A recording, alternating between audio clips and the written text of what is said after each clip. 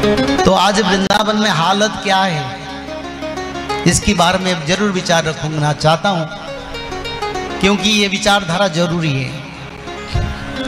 ये हमारा YouTube के माध्यम से जाएगा सारा दुनिया के लिए। श्री वृंदावन में आज जल प्रभाव क्यों? यमुना जी श्री ब्रज में भक्तों का आने जाने का रास्ता में बाधा क्यों बने?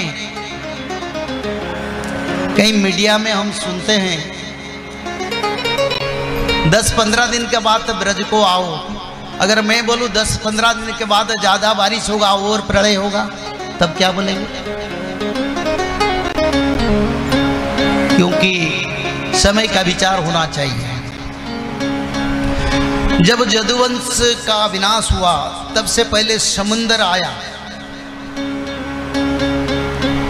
और समुद्र आने से पहले कई बार किनारे को लंघ कर समुद्र द्वारिका की ओर आया था, पर छोटा छोटा आया था।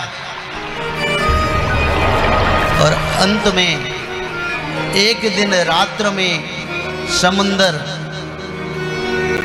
सारे जल के साथ द्वारिका को जल समाधि ले लिया। पर एक बार से नहीं हुआ था, कई बार सूचना देने के बाद ये कार्य हुआ।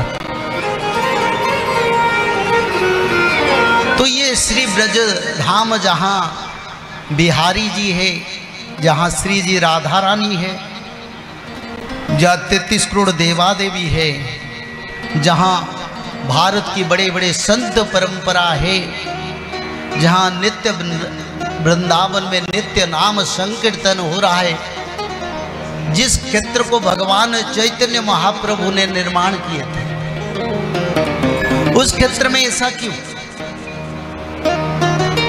मैं देखता हूं कई लोग बोलते हैं यमुना जी आए हैं पवित्र बनाने के लिए, पर हमारी विचारधारा इसमें नहीं है।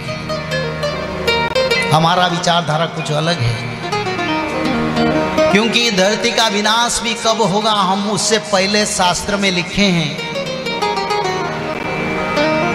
ये विश्व ब्रह्मांड का विनाश कब होगा उससे पहले मैंने शास्त्र में लिख चुका हूं, जो भविष्यवाणी का शास्त्र में, और आगे क्या होगा उसको भी मैंने लिख चुका हूं। क्योंकि ये विचारधारा आज नहीं, ये भगवान का अनंत विचारधारा है। तो ब्रज में आज जो स्थिति है वो स्थिति प्रमाण करता है आगे यमुना जी बड़ा रुद्र रूप में विनाश करेगा, अभी सुधर जाओ। नहीं, सारा ब्रह्मांड की मानव सभ्यता के लिए ये चेतावनी है। विश्व ब्रह्मांड के मानव सभ्यता के लिए ये सूचक है, ये वार्निंग है। आगे कई बार यमुना जी आएंगे, उसका बाद बड़ा प्रलय भी आएगा, और ऐसे समय आएगा बाकी बिहारी का चरण धौत भी करेंगे, और उसी समय विनाश का लीला लोग देखेंगे।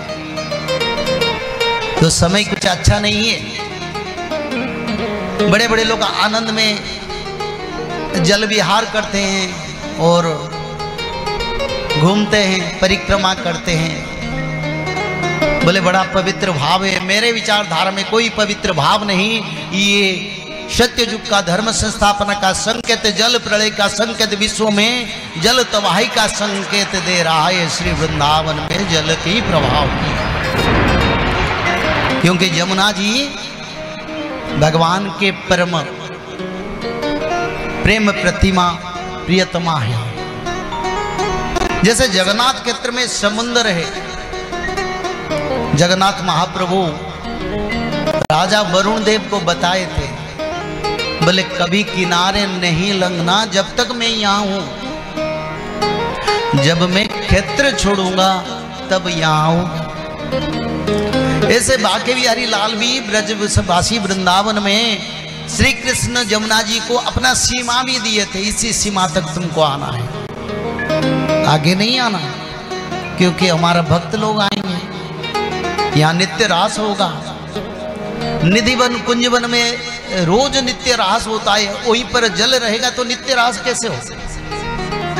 हाँ, जमुना जी में जल क्रीड़ा होता है, नित्य वृंदावन निधिवन कुंजवन में जल क्रीड़ा नहीं होता है, वो नित्य रास होता है। पर वो जल प्लावित क्यों? क्योंकि प्रभु जी सूचक दे रहे हैं, हे मानव सभ्यता, आगे जल प्रलय का बड़ा प्रलय होगा, और इसीलिए श्री वृंदावन से संकेत मिल रहा है। मानव सभ्यता को समझना पड़ेगा, हमारी हाथ में 7 साल है, उसी 7 साल को विनियोग करेंगे तो सत्ययुग को जाएंगे, नहीं करेंगे तो विनाश भी देखेंगे। क्योंकि सत्ययुग का शुरुआत हो गया, कलयुग का अंत हो चुका है। अब कलयुग नहीं है, मनमानी नहीं चलेगा, अधर्म नहीं चलेगा, जीव हत्या नहीं चलेगा, पाप नहीं चलेगा, गो हत्या नहीं चलेगा। भागवत पठन करना पड़ेगा, त्रिकाल संध्या करना पड़ेगा, माधव नाम भजन करना पड़ेगा। वही लोग रहेंगे जो लोग त्रिकाल संध्या करेंगे, वही लोग रहेंगे जो लोग भागवत पढ़ेंगे, वही लोग रहेंगे जो माधव नाम भजन करेंगे। बोलो प्रेम से अंधकवार हरि हरि। क्योंकि अब समय नहीं है। जय श्री माधव। जल प्रलय, महामारी और भूकंप, अग्नि प्रलय, वर्ल्ड वार 3 और महाविनाश, ये तो एक दिन होना ही है। लेकिन इस सब से आप बच कैसे सकते हैं? सबसे पहले नॉनवेज खाना छोड़ दीजिए, अंडा भी नहीं खाना है, और किसी भी तरह का नशा मत करिए, और गलत काम मत कीजिए, और सत्य, प्रेम, दया, क्षमा और शांति का आचरण कीजिए। और 3 चीज कीजिए, उसमें से सबसे पहला है त्रिकाल संध्या यानी त्रिसंध्या। उसको दिन में 3 बार करते हैं। जैसे सुबह में करते हैं ब्रह्म मुहूर्त में, सुबह 4 बजे से लेकर के 6 बजे के बीच में आप कभी भी कर सकते हैं। लेकिन आपको समय नहीं मिला तो समय आप आगे पीछे कर सकते हैं, आधा घंटा 1 घंटा पीछे कर सकते हैं। दोपहर में 11:30 बजे से लेकर के दिन का 1 बजे तक कर सकते हैं, उसके बीच में शाम को 5 बजे से लेकर के 6:30 बजे तक कर सकते हैं। दिन भर में 1 बार नहा के त्रिकाल संध्या जरूर करें। बाकी समय आप हाथ पैर मुंह धोकर भी कर सकते हैं, और 3 बार आप श्री गंगे बोल करके स्टार्ट कर सकते हैं। जो दूसरा उपाय है वह है श्रीमद् भागवत महापुराण पठन। दिन में 1 अध्याय जरूर पढ़ें, दिन भर में 1 अध्याय जरूर पढ़ें, वो भी ना हो सके तो 1 पन्ना तो जरूर पढ़ें। अगर उतना भी समय नहीं है तो 1 श्लोक जरूर पढ़ें। तीसरा उपाय माधव नाम का जप करें, निरंतर करें, कोई भी काम करते हुए करें, हमेशा माधव नाम का जप करें। त्रिसंध्या का पीडीएफ, श्रीमद् भागवत महापुराण का पीडीएफ और भविष्य मल्लिका का फ्री ई बुक भविष्य मल्लिका पुराण, ये सब आपको डिस्क्रिप्शन बॉक्स में मिल जाएगा। भविष्य मल्लिका के बारे में अधिक जानकारी के लिए आप भविष्य मल्लिका के वेबसाइट पर संपर्क कर सकते हैं, भविष्यमल्लिका.com। और अधिक जानकारी के लिए भी कल्कि अवतार ऑफिशियल चैनल को देख सकते हैं, जहाँ पर मल्लिका के बारे में खुलकर बातें रखी गई है, जहाँ पर आप लगभग 1000 जितना वीडियो आपको देखने को मिल जाएगा। और भी आपको अधिक जानकारी जानना है त्रिसंध्या के बारे में और कोई आपको सवाल है तो नीचे दिए गए नंबरों पर आप संपर्क कर सकते हैं।